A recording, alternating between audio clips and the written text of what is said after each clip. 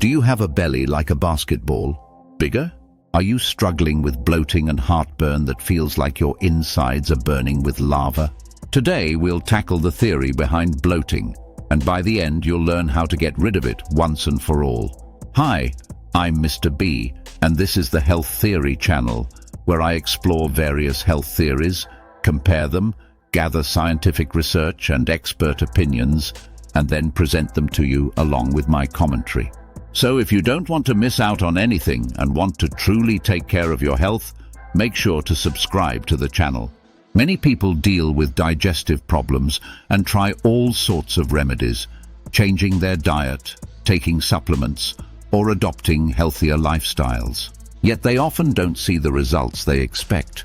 Why does this happen? The root cause is often something rarely discussed: stress. The relationship between stress and digestive problems is much deeper than it seems, and may be the key factor affecting gut health.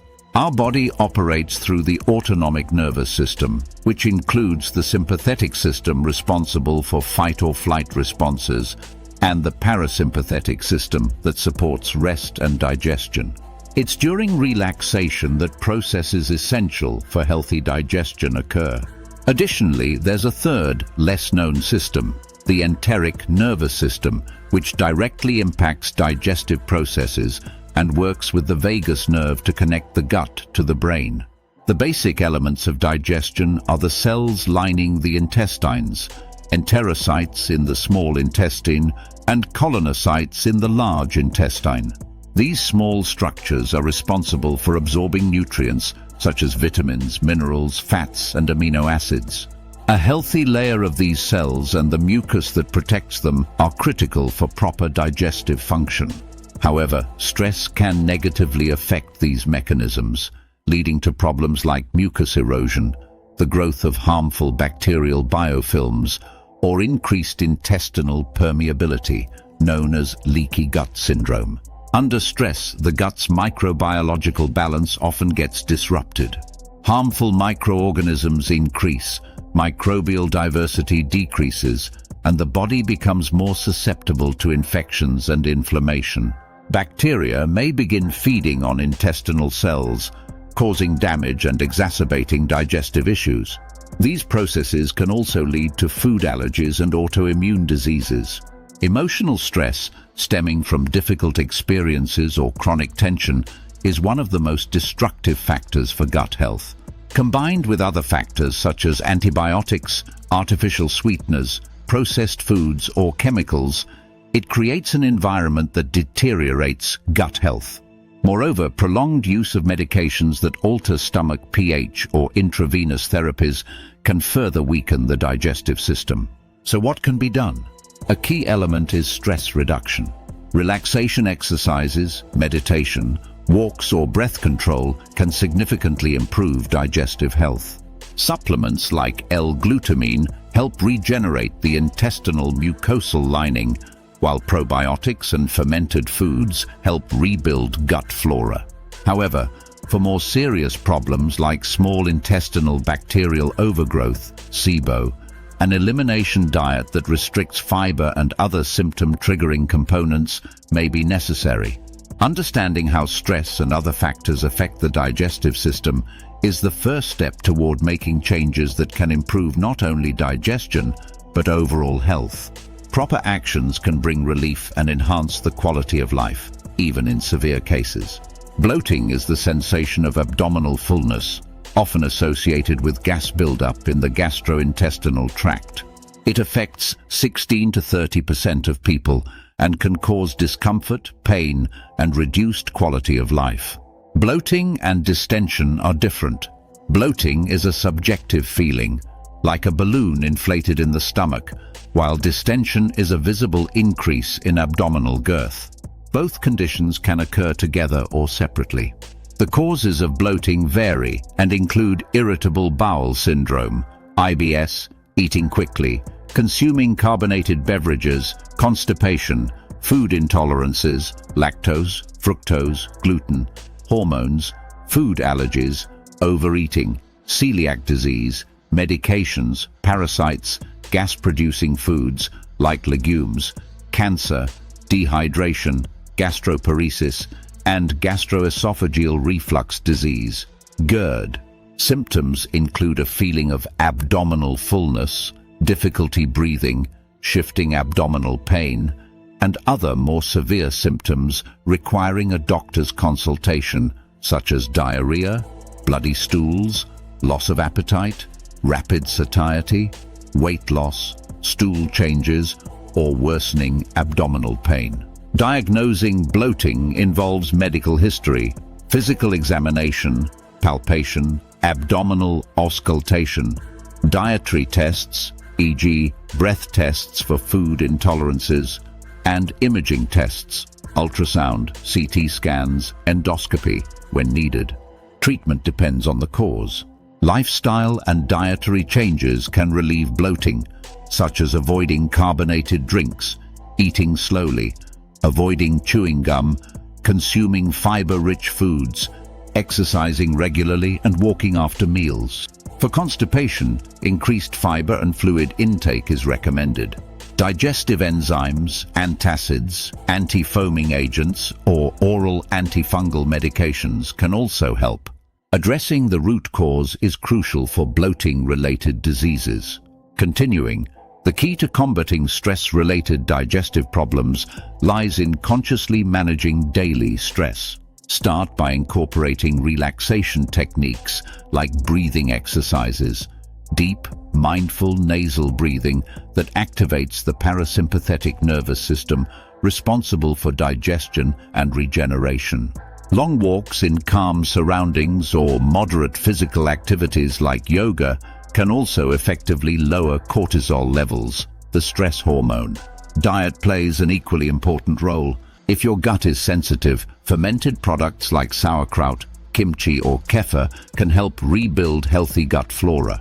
However, be cautious. If fermented foods cause bloating, it indicates that microbes in the gut are in the wrong place, and fiber should be temporarily eliminated from the diet. In such cases, a meat-based elimination diet may help reduce inflammation and give the gut a chance to heal.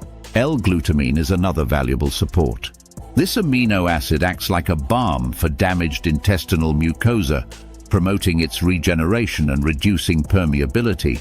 Combined with zinc in forms like carnosine or citrate, it effectively supports rebuilding the protective mucosal layer and reduces inflammatory reactions caused by pathogenic microbes. Don't forget the importance of quality probiotic supplements. Choose products with diverse bacterial strains that support gut microbial balance. Foods rich in natural digestive enzymes can also help break down and absorb nutrients better. It's essential to avoid substances that act like antibiotics, such as artificial sweeteners, chlorinated water, or foods containing glyphosate. Limiting processed foods, pasteurized dairy, and preservatives is another step toward a healthier digestive system. If you've undergone intensive medical care, such as intravenous therapy or proton pump inhibitor treatment, focus on gut regeneration. Remember, such procedures can weaken gut flora and disrupt natural digestive processes. After hospitalization, prioritize rebuilding your microbiome and supporting digestion through natural methods. Emotional stress is often the hardest type of stress to overcome, but it's worth spending time identifying its source and finding solutions. This might mean talking with loved ones, consulting a therapist, or changing your environment. Every step toward improving emotional well-being directly translates to gut health. Remember, digestive health isn't just the absence of symptoms like bloating or constipation.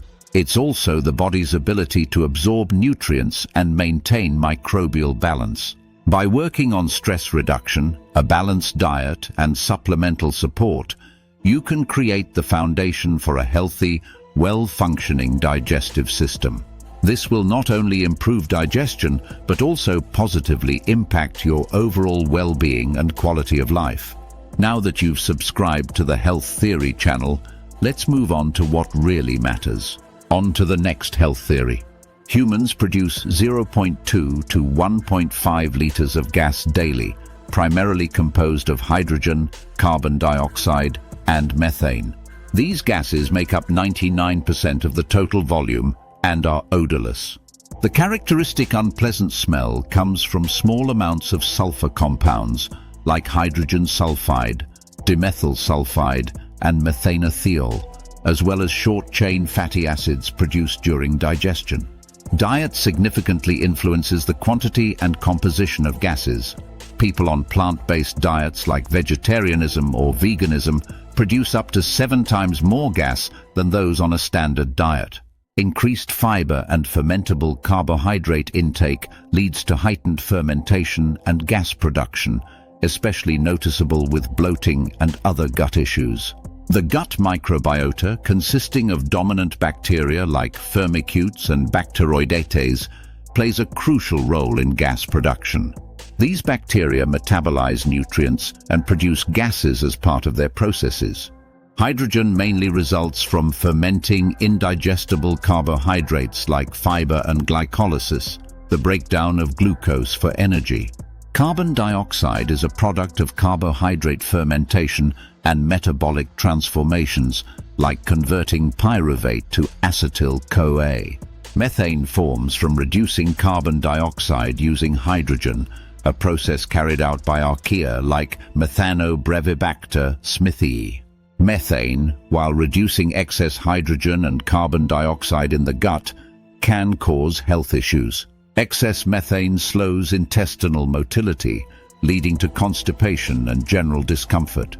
This is especially problematic for individuals with SIBO, small intestinal bacterial overgrowth, or IBS, irritable bowel syndrome.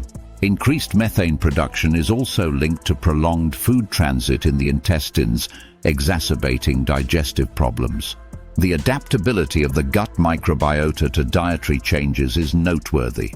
Studies show that while initially eating high-fiber foods like beans can significantly increase gas production, this diminishes after a few weeks as the microbiota adjusts. However, even after this period, gas production remains higher than at the start, which can be bothersome for those with gut sensitivities. Dietary recommendations often promote fiber and whole grains, but fail to consider individual needs for people with sensitive guts. In conditions like diverticulosis, increasing fiber intake can worsen the situation rather than improve it. Many individuals with gut issues find relief by switching to diets that limit fermentable carbohydrates or eliminate plants altogether, such as a carnivore diet. Reducing carbohydrate intake lowers fermentation and gas production, offering significant relief. Understanding these mechanisms helps tailor diets to individual needs, which is crucial for gut health and overall well-being.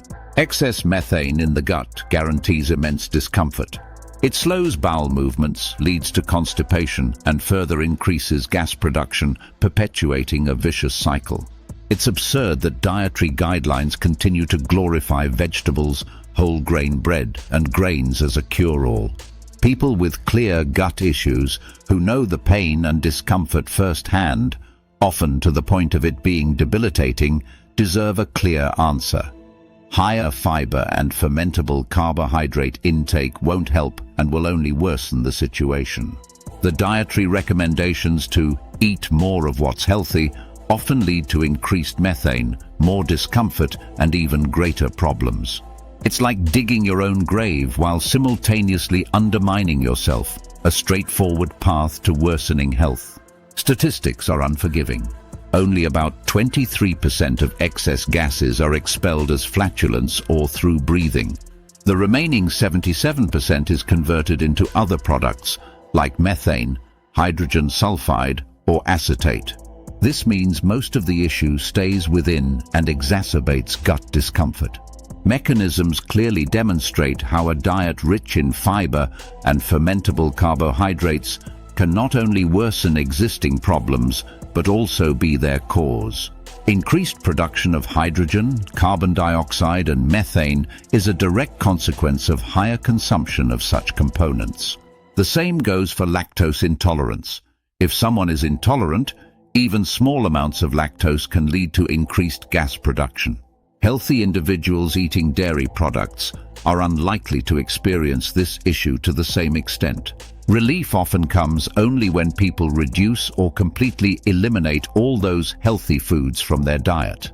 The mechanisms we've described explain why such changes yield results. The problem doesn't entirely disappear because the root cause may still exist, but symptoms significantly subside, and that's no coincidence or magic, just pure biology and chemistry. What's the best way to have a stomach as flat as the back of a slim, hot girl? Stop eating what poisons us as humans. This means no vegetables, grains, or fruits.